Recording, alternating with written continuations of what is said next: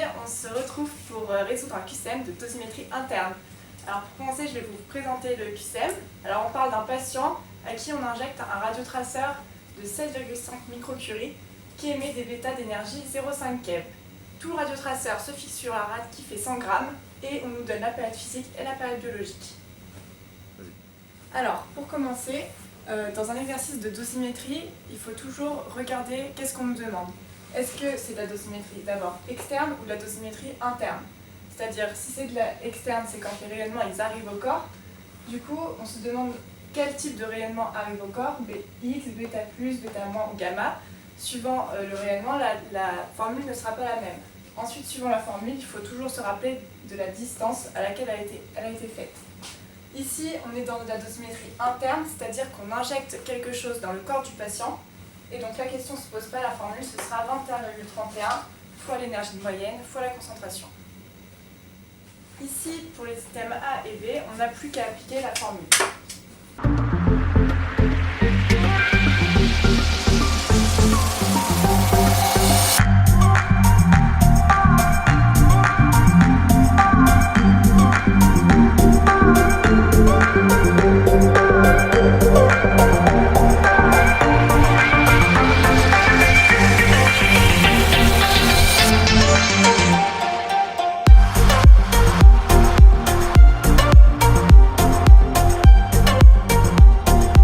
Donc là, l'énergie, il faut bien penser à la mettre en électronvolts, et vu que c'est une énergie moyenne, on divise par 3.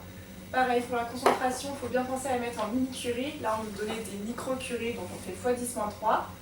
Et du coup, on fait bien notre portion d'unité, c'est bien degrés par heure. Donc la B était vraie.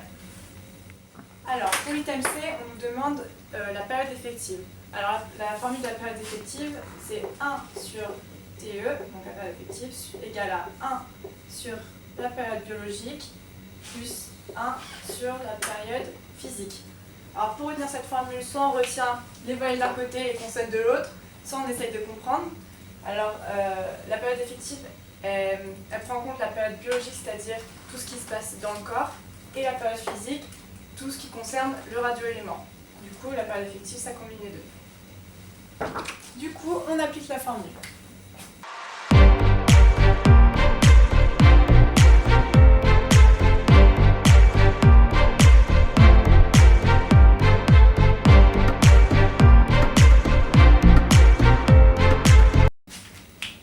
Comme ça, l'item C était juste. Bon. Alors, pour les items 2 et E, on vous dit au bout de 5 heures, au bout de 130 minutes, il faut directement penser à une décroissance radioactive. Du coup, la formule, ce sera D à un temps T égale à D0 exponentielle de moins ln de 2 sur la période effective fois le temps. Ici, on prend bien la période effective car on est toujours dans le corps. Il faut donc bien prendre en compte la période biologique. Donc, on applique la formule pour 5 heures et pour 130 minutes.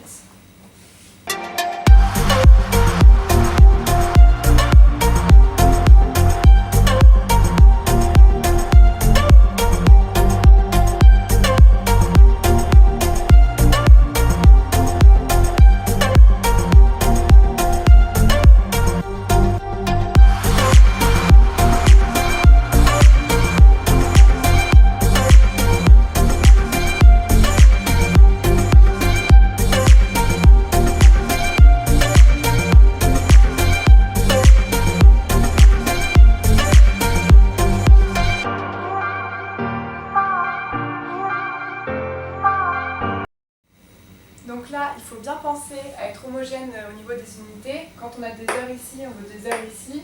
Là, pareil, c'est pour ça qu'on a divisé les 130 minutes par 60. Donc on trouvait bien les items D et E juste.